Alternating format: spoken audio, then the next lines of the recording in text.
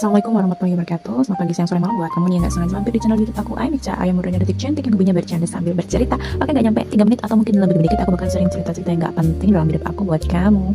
Oke, apa kabar nih teman-teman sekalian? Lama tak menyapa ya, lama tidak muncul.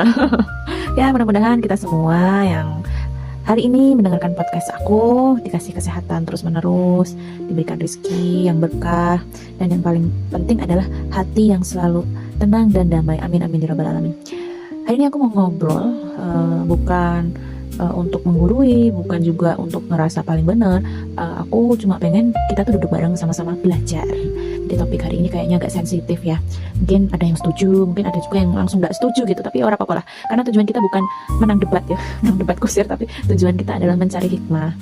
Jadi aku pengen mulai dengan satu pertanyaan. Kalau misalnya ibumu tidak pernah memperlakukanmu seperti anaknya, apakah kira-kira kamu masih harus berbakti? Ini pertanyaan yang sangat-sangat berat, dan aku yakin banget ada yang langsung menangis mungkin karena hanya mendengarkan ini gitu. Mungkin relate, Mbak, ini relate banget sama hidup aku. Karena memang ya, nggak semua orang itu punya ibu yang sama baiknya gitu ya. Ada yang mungkin sejak kecil selalu dipeluk sama ibunya, disayang, diperhatiin, dicintai. Ada yang setiap pulang sekolah mungkin disambut dengan senyum, pelukan, laporan gitu kan. Ada juga yang mungkin pas lagi sakit langsung dirawat. Tapi ada juga loh yang sejak kecilnya justru malah yang sering diomelin gitu ya, dicaci maki, sering dibanding-bandingin, sering mungkin dianggap beban gitu ya. Bahkan ada yang tumbuh tuh tanpa pernah mendengar kalimat sederhana kayak gini dari emaknya, ibu tuh sayang banget sama kamu. Kalau misal kamu ada di posisi itu, aku cuma mau bilang peluk dari jauh gitu. Karena luka itu nyata ya, dan gak semua orang bisa memahaminya gitu. Kadang orang lain gampang banget bilang, udahlah itu kan mamamu gitu.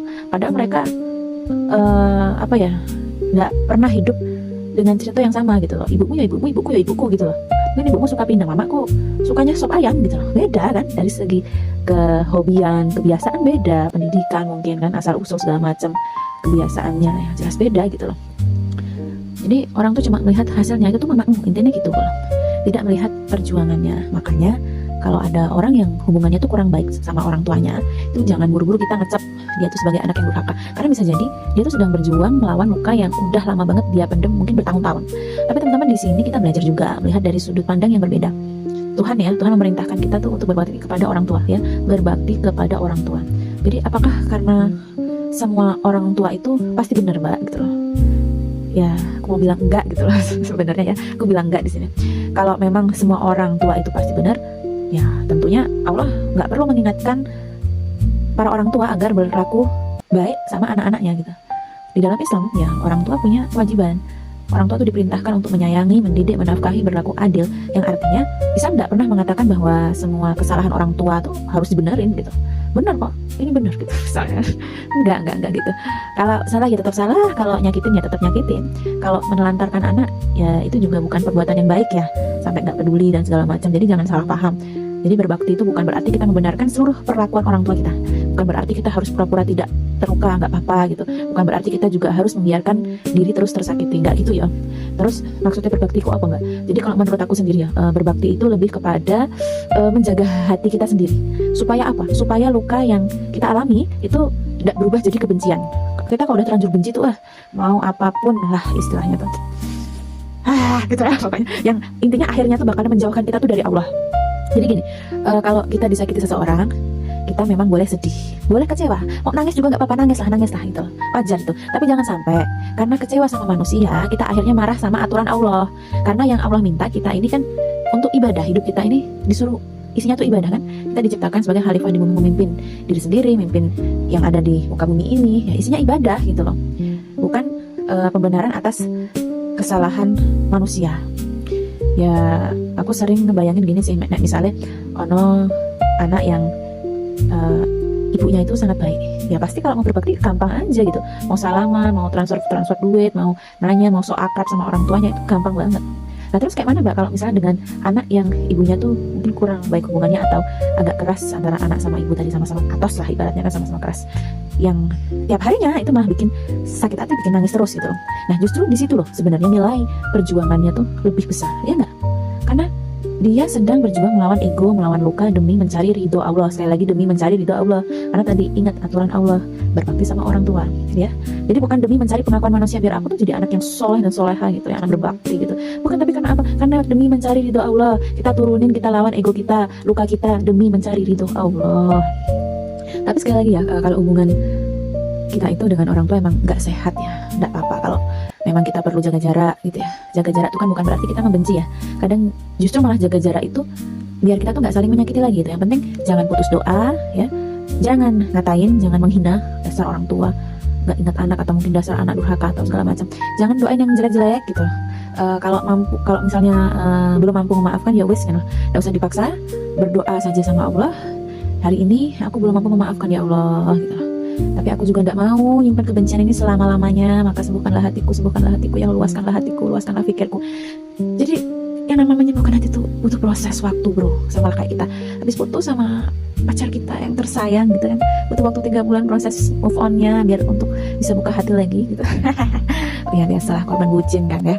Jadi teman-teman, aku percaya ya, tidak semua orang tuh terlahir dari keluarga yang sempurna, yang harmonis. Tapi semua orang diberi kesempatan untuk menjadi pribadi yang lebih baik daripada masa lalunya yang kemarin, yang dulu-dulu. Jadi jangan biarkan luka itu kita wariskan ke masa depan kita gitu, jangan kita bawa gitu loh. Mungkin sebelumnya aku ada juga podcast yang bilang kita tuh membawa tas ya, tas milik kita, kita isi batu dan batu itu bukan milik kita, dan itu kita bawa tiap hari gitu loh. Jadi udah selesaikan gitu loh, maksud aku tuh sudah gitu loh. Jadi jangan biarkan luka itu kita warisin, kita bawa sampai ke masa depan. Sudahin aja, sudah, ini kontraknya udah selesai, sudah gitu. Saya tidak mau sakit-sakit hati lagi, saya tidak mau benci-benci lagi, sudah cukup gitu loh. Nah, kalau emang dulu kita tuh kurang dipeluk, kurang dicinta gitu ya, semoga nanti kita lebih sering memeluk anak kita dapat pasangan yang baik gitu misalnya kan. Kalau dulu kita sering dimarahin, semoga nanti kita lebih lembut sama anak-anak kita. Kalau dulu kita sering nangis sendirian, semoga nanti rumah tangga kita jadi tempat-tempat yang aman buat anak-anak kita. Karena memperbaiki masa depan itu lebih indah daripada terus menyalahkan masa lalu. Nyalahin masa lalu mulu gitu loh, ingetin masa lalu. Coba kalau dulu tuh aku nggak gini, aduh, ngabisin waktu gitu. Gak usah. Yang benar adalah memperbaiki masa depan ya, karena memperbaiki masa depan itu adalah lebih indah daripada terus nyalahin masa lalu. Dan buat teman-teman yang hari ini masih punya ibu, entah hubungan kalian baik atau lagi renggang, kalau masih ada kesempatan coba ditelepon, coba disapa. Kalau belum sanggup bicara panjang lebar ya enggak apa-apa, mulai dari hal-hal kecil, nanya resep makanan kayak, atau nanya dulu waktu kecil kita pergi kemana aja ya bu ya, apalah segala macam. Kadang sebuah salam itu bisa menjadi awal dari sembuhnya sebuah hubungan. Terakhir aku ingin mengingatkan kepada diriku sendiri juga nih ya, kalau ternyata berbakti kepada orang tua itu bukan berarti menganggap mereka manusia yang sempurna gitu, tapi memilih untuk tetap menjaga adab kepada mereka sebagai bentuk apa? Bentuk ketaatan kita kepada Allah. Karena tadi apa tugas kita itu kan mendapatkan ridho Allah. Kita diciptakan sebagai manusia dan diletakkan di muka bumi ini ya. Dan bagi yang sedang terluka, nah semoga Allah menjadi tempat pulang yang paling nyaman, karena manusia bisa mengecewakan. Tetapi Allah tidak pernah meninggalkan hambanya yang datang dengan hati yang tulus. Aku pamit undur diri. Ya mungkin kalau misalnya ada yang beda pendapat ya monggo kita saling belajar dengan adab yang baik. Mungkin itu yang bisa aku sampaikan. Semoga ada faedahnya dan ada manfaatnya. Wassalamualaikum warahmatullahi wabarakatuh. See you.